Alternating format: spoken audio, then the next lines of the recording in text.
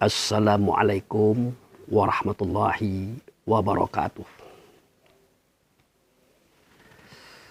Saudaraku kaum muslimin dan muslimat, saudara sebangsa dan setanah air dimanapun Anda ada dan berada. Berjumpa kembali dengan saya Abu Fikri dalam rangka kebaikan dan kebenaran demi untuk mempermudah langkah kita menuju jalan selamat, yaitu Allah dan Rasulnya. Saat ini adalah ba'da subuh. Jadi kita mencoba menyampaikan sebuah tausiah, yaitu amanah daripada Rasulullah Sallallahu Alaihi Wasallam. Telah bersabda Rasulullah melalui nabinya, innama bu'istu liutammima makarimal akhlak. Jadi ini sebuah hadis yang artinya adalah sesungguhnya aku tidak dibangkitkan oleh Allah kecuali hanya untuk menyempurnakan akhlak yang ada pada diri kaumnya masing-masing. Jadi dalam kisah itu beliau mengatakan bahwa beliau sebagai sifatnya Allah itu dibangkitkan ya. Kemudian dihadirkan di alam semesta ini. Dia awal dizohirkan atau awal dijadikan, terakhir dizohirkan atau dilahirkan. Tujuannya adalah untuk menyempurnakan akhlak. Jadi di dalam setiap diri kita ini ada akhlak yang belum sempurna. Maka beliau hadir ke muka bumi ini untuk menyempurnakan akhlak itu. Untuk memperbaiki dan menata kembali, disesuaikan dengan situasi di awal dulu. Itu saudaraku. Hanya saja sayang 1000 kali sayang, kita sudah lupa apa itu akhlak. Kalau ditanya, Pak Abu Fikri, apa itu akhlak? Kita jawab, akhlak itu adalah budi pekerti. Kita jawab, akhlak itu adalah etika. Kita jawab, akhlak itu adalah peradaban, di mana kita beradab di dalamnya. Jadi itu terkesan ada benarnya. Terkesan tidak ada salahnya. Tetapi pengertian akhlak ini sudah jelas. Sudah terang. Ini yang akan ditata oleh Rasulullah terhadap semua kita yang hadir di muka bumi ini. Mungkin kita pernah mendengar kalimat yang berbunyi, laqad kana lakum fi Rasulillah uswatun hasanah. Sungguh pada diri Rasul itu, atau di dalam Rasul itu, ada contoh yang baik bagi kita. Jadi yang lahir tahun 571, itu kan tubuh beliau. Itu adalah Nabi. Nah, di dalam tubuh itu ada Rasul. Ada Rasul, dia datang dari Allah, masuk ke dunia, masuk ke dalam kandungan emaknya, masuk ke tubuhnya, dia lahir tahun 571. Yaitu tanggal 12 Rabiul Awal, hari Senin, tahun 571. Nah, kehadiran beliau itu adalah ya untuk membangkitkan akhlak tadi. Untuk menyempurnakan, memperbaiki, menata kembali akhlak. Karena yang tahu akhlak itu hanya beliau.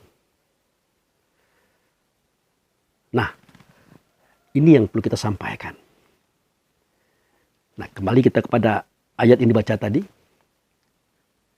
Sungguh pada diri Rasul. Sungguh pada ianya yang ada di dalam Rasul. Nah, kira-kira begitu. Ada contoh yang baik bagi kita. Suri tauladan yang bagus bagi kita. Makanya seketika kita mendengar bahwa akhlak Rasul itu, akhlak Nabi itu Nah, disebutkanlah macam-macam tadi. Cara dia bersuara, cara dia berkata, cara dia berbuat dalam berbagai macam perbuatan. Ditulis, dicatat. Nah, kita kira itu akhlaknya Rasul. Padahal Aisyah pernah mengatakan, akhlak Rasul Quran. Quran itulah nama lain daripada beliau. Kalau ini bukan Quran, tapi kitab Quran. Suara kata yang disampaikan oleh beliau dicatat oleh sahabat. Jadi Quran itu adalah beliau. Kalau ini kitab Quran. Jadi seketika dia menyuarakan, mengatakan apa yang dia katakan daripada Allah, itu dicatat, dibukukan, maka jadi ini kitab Quran. Kalau beliau adalah Quran. Itu saudaraku.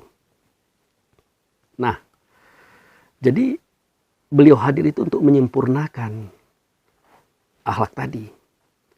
Nah, kembali kepada apa yang kita contoh. Nah, kebanyakan saudara-saudara kita mencontoh suaranya, katanya, perbuatannya. Apakah itu salah? Jawabnya tidak salah juga. Memang begitu semestinya. Tetapi arahan tadi, perintah tadi, instruksi tadi, contoh yang baik bagi kita, dia ada di dalam diri Rasul. Rasul itu ada di dalam Nabi. Biar tidak rancu kalimatnya, Nabi itu adalah batang tubuh beliau. Beliau ada dalam dada, tepatnya di hati. Itu Rasul. Nah, di dalam Rasul itu ada contoh. Untuk kita contoh. Nah, itulah akar suara beliau, akar kata beliau, akar perbuatan beliau. Jadi seketika beliau tidak bersuara, tidak berkata, tidak berbuat, akarnya bermula daripada apa yang ada di dalam diri Rasul tadi. Ternyata dia adalah sifat. Sifat beliau, sifat Rasul tadi. Yaitu sidik, amanah, tabligh, fatonah. Saya ulangi lagi. Sidik, amanah, tabligh, fatonah. Apa itu sidik? Sidik artinya benar. Apa itu amanah? Amanah artinya dapat dipercaya. Apa itu tabligh? Tabligh artinya menyampaikan kebenaran. Apa itu fatonah? Fatonah adalah cerdik lagi bijaksana. Begitu saudaraku. Nah, itu yang harus kita tiru. Nah, bagaimana kita bisa menirunya? Tidak bisa. Makanya beliau diturunkan untuk memperbaiki sifat itu. Ternyata dia ada di kita. Ternyata sifat itu ada di kita. Jadi tidak usah meniru lagi. Rasul tinggal menyampaikan bagaimana cara menggunakan sifat yang 4 tadi. Nah, jadi beliau dibangkitkan, dimunculkan, dihadirkan di alam semesta ini untuk mengajarkan cara menggunakan sifat yang 4 tadi. Begitu saudaraku. Nah, sifat yang 4 itulah yang disebut dengan akhlak. Akhlak. Dia nanti akan melahirkan budi, keindahan. Keindahan bersuara, keindahan berkata, keindahan berbuat.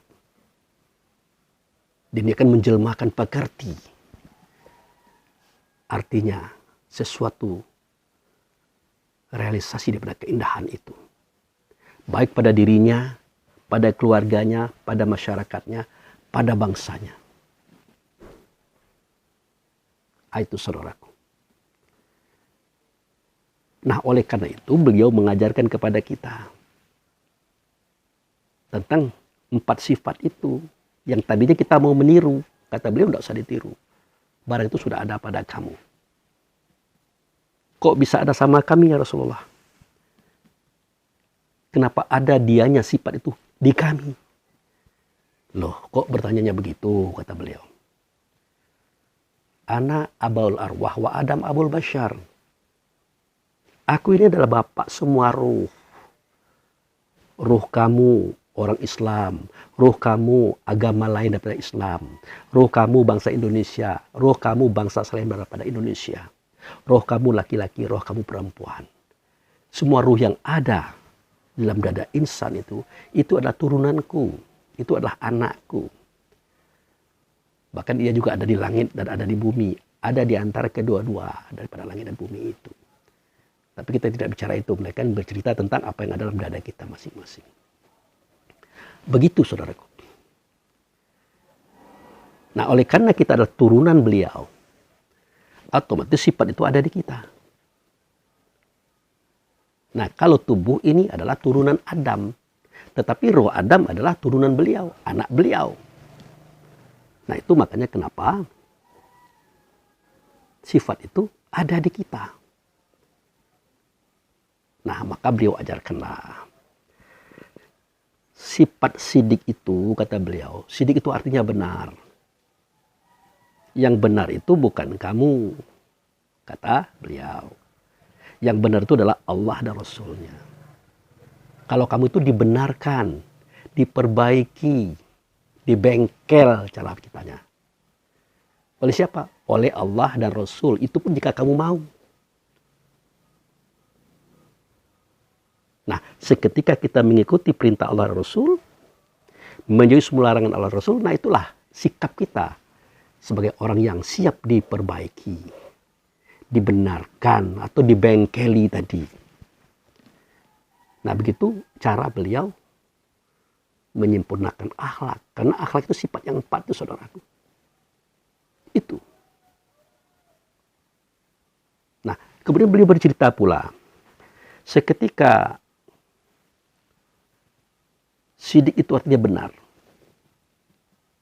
Seketika Allah dan Rasul menurunkan kebenaran kepada kita. Kemudian berikut dengan kejadian-kejadiannya. Apa itu kejadian daripada kebenaran? Yang enak-enak, yang indah-indah, yang bagus-bagus.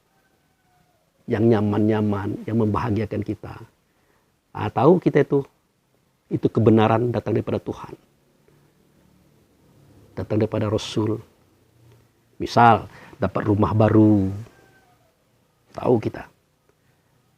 Anak lulus CPNS. Kita naik pangkat.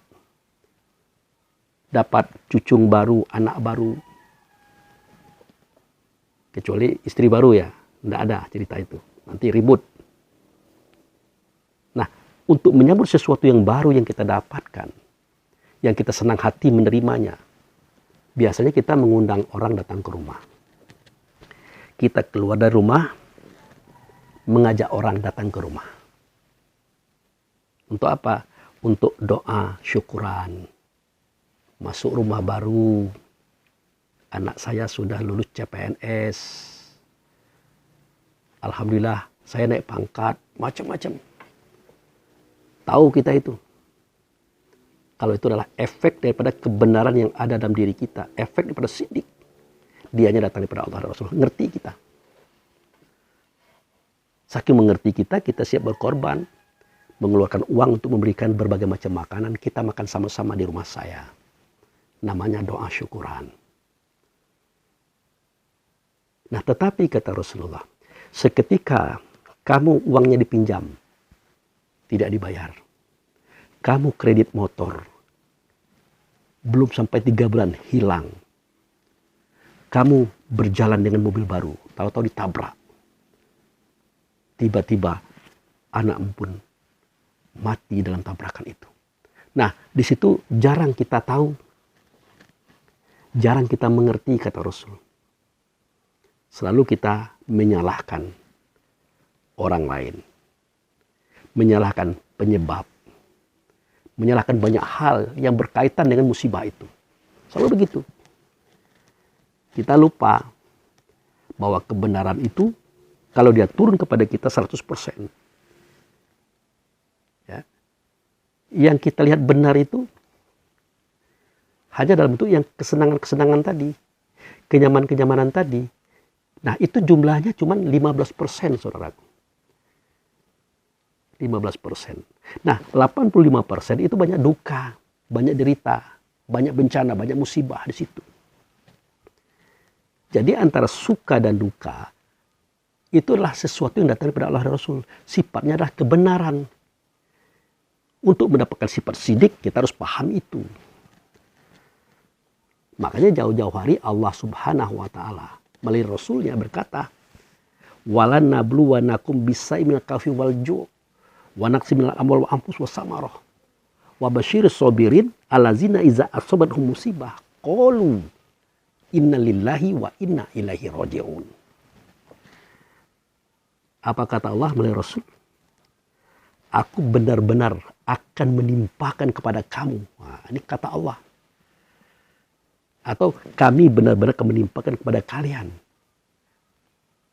Ini kata Allah Rasul. Apa itu? Sesuatu yang kamu tidak suka. Namanya musibah. Di antaranya sedikit rasa takut. Nah itu dia.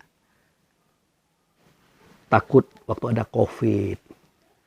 Takut kontrak rumah sudah hampir habis. Takut uang kuliah sudah hampir sampai. Uang sudah menipis, kehidupan masih panjang. Ini rasa takut. Itu aku yang menimpakannya, kata Allah melalui Rasul.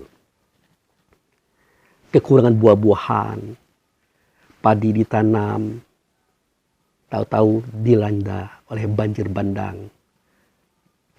Tanaman muda, cabai, tomat ditanam, tahu-tahu hilang diambil orang. Nah, itu namanya kekurangan buah-buahan. Bahkan kekurangan harta benda juga. Motor hilang, mobil hilang, rumah terbakar. Orang berhutang tidak bayar. Itu aku yang melakukan itu. Bahkan matinya anakmu, meninggalnya anakmu ditabrak mobil kemarin, itu aku yang melakukannya, kata Allah. Melalui Rasul. Lebih kurang daripada 15 abad yang lalu, beliau sudah mengakui itu perbuatannya beliau. Nah, tetapi melalui perantara-perantara, para pelaku-pelaku. Nah, pelaku-pelaku itulah diambil, dipilih daripada manusia-manusia yang ada di sekitar kita. Nah, ini harus dipahami ini.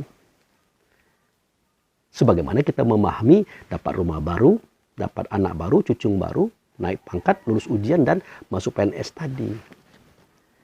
Nah, kalau kedua-duanya sudah dipahami, barulah kita mendapatkan sifat sidik. Sifat benar tadi. Ah, itu. Dan yang kedua, sifatnya adalah amanah. Dapat dipercaya. Jadi Allah dan Rasul itu percaya kepada kita. Dan kita adalah dapat dipercaya. Dipercaya apa?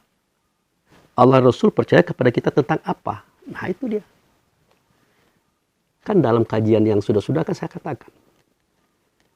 Bahwasanya Allah berkata, kuntu khazan mufiyah, fa'ahbabtu khalaqa khalqun, wabi ta'arafuni. Aku adalah bendahara tersembunyi, aku ingin dikenal. Makanya aku jadikan makhluk, dengan aku mereka mengenalku.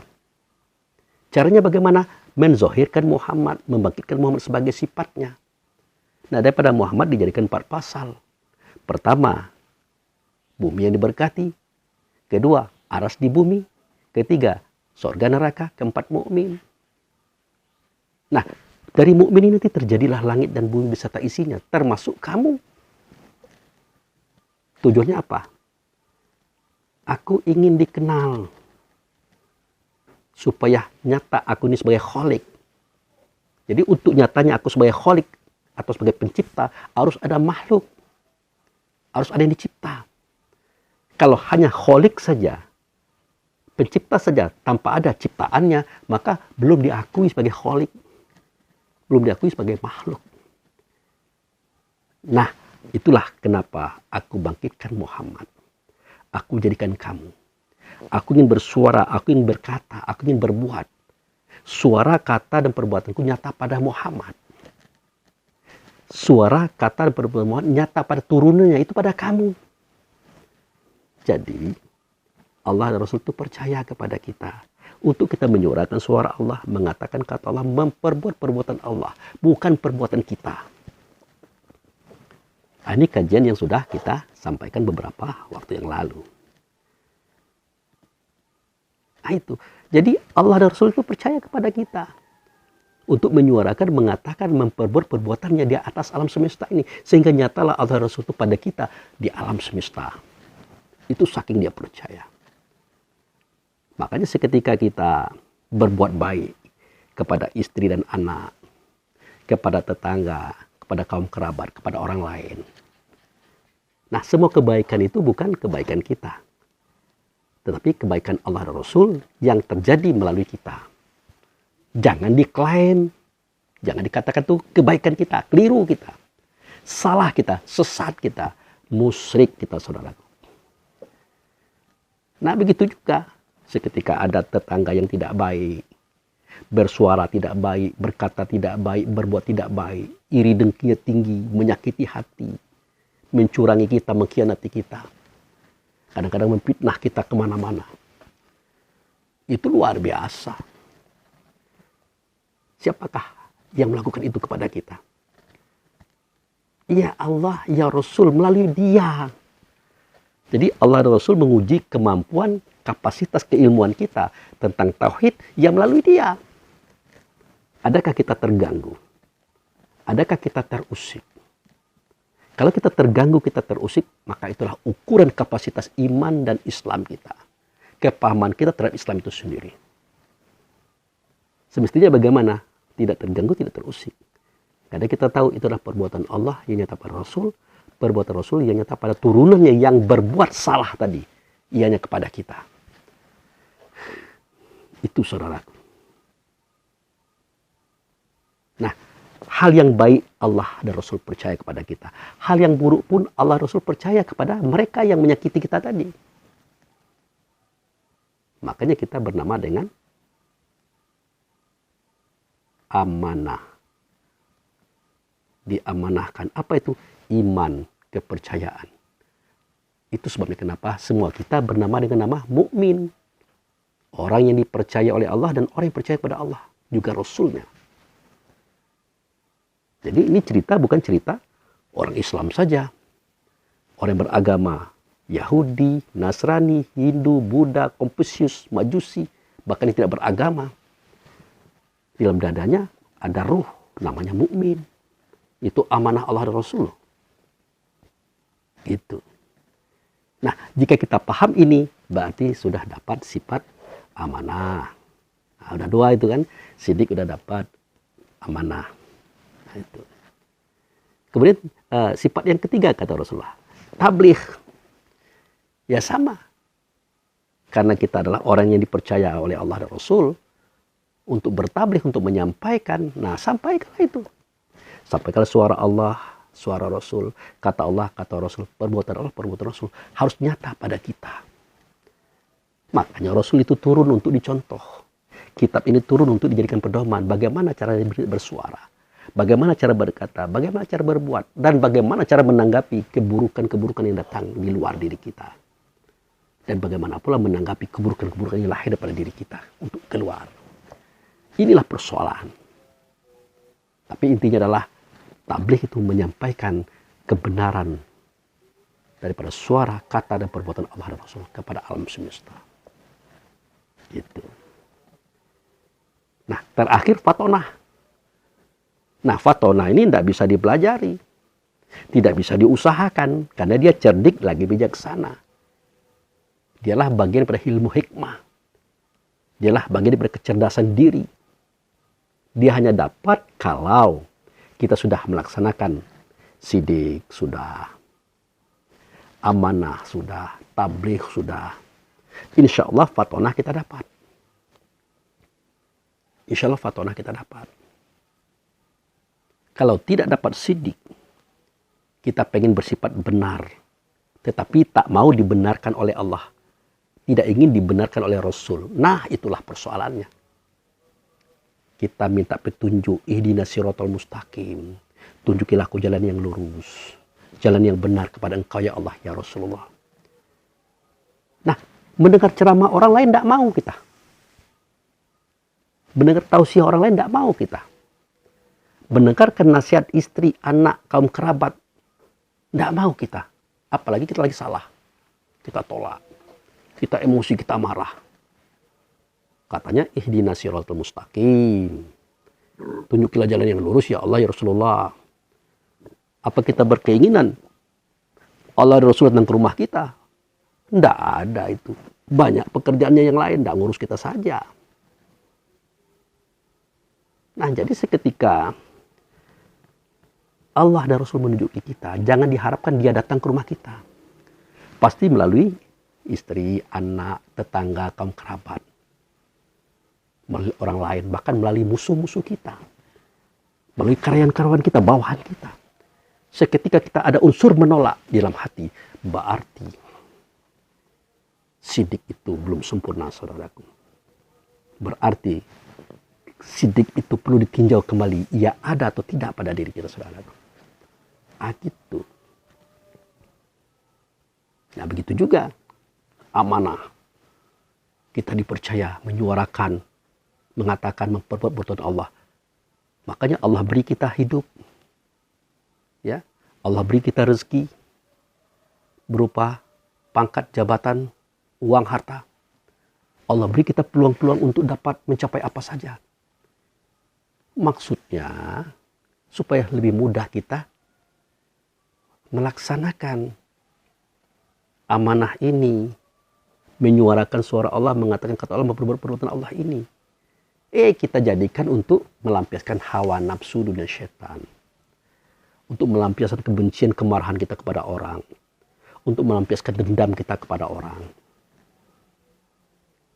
Ini kita belum diberikan jabatan loh.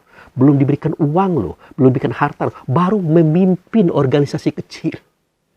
Memimpin biro kecil dalam organisasi kecil. Kita sudah bisa zolim kepada orang. Menyingkirkan orang, menghapus nama orang, membuang orang. Ini baru skala kecil. Apalagi diberikan jabatan, kekuasaan, harta benda, uang banyak. Wah, parah kita ini. Ini terjadi di kalangan kita. Itu saudaraku. Nah, kalau begini terjadi berarti belum amanah. Gitu. Kemudian tabligh. Kita diminta menyampaikan suara kata dan perbuatan Allah dan Rasul. Yang kita suarakan, yang kita katakan, yang kita berbuat bukan suara Allah Rasul, tapi suara hawa nafsu dunia syaitan kita. Ini akan membatalkan semuanya. Jangan berharap dapat fatona. Tidak akan cerdik, tidak akan bijaksana, tidak akan pintar orang itu. Tidak akan mampu dia menggunakan akalnya untuk berpikir tentang apa yang disuarakan, tentang apa yang dia katakan, tentang apa yang dia buat. Tidak mungkin. Nah, inilah tujuan Rasul itu dibangkitkan, ya untuk membangkitkan akhlak, supaya akhlak itu menjelma menjadi budi. Indah suara kita, indah kata kita, indah perbuatan kita. Enak cara kita mendengar, enak cara kita memandang, enak cara kita mencium, enak kita cara berkata-kata, enak cara kita berbuat. Itulah budi. Dari mana tumbuh budi? Ya dari akhlak tadi. Dia tumbuh seperti budi, itu keindahan. Dari budi tumbuh pekerti. Apa itu pekerti? Orang lain merasakan, orang lain melihat, orang lain mendengar betapa kita itu memang bagus. Apa itu setelah pekerti? Ya mengerti.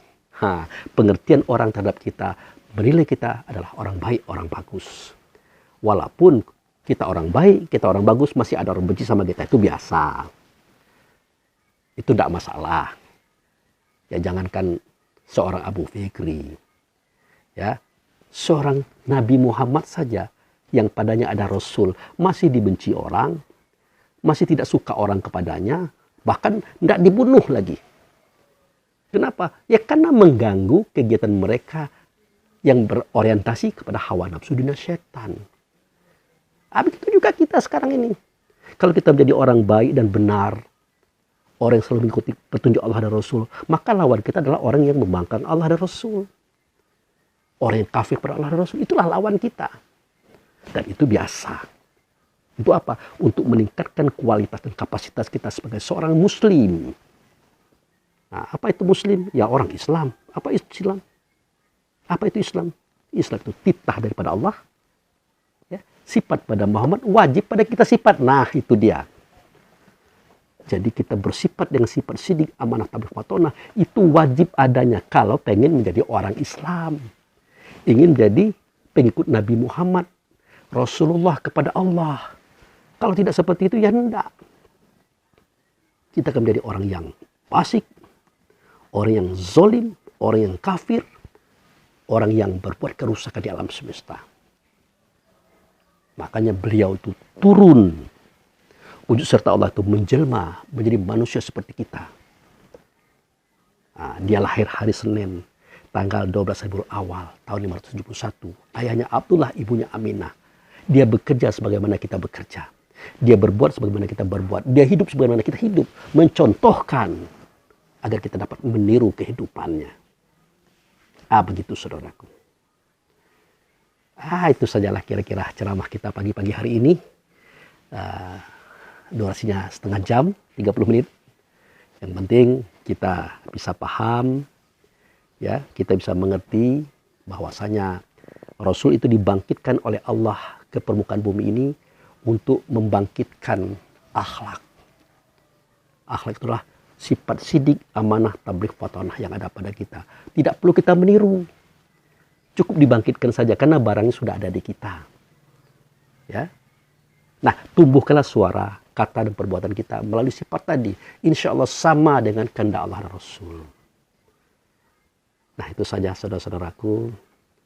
Sebagai tausiah kita pada hari ini, lebih dan kurang saya mohon maaf. Wabillahi taufiq wal hidayah. Assalamualaikum warahmatullahi wabarakatuh.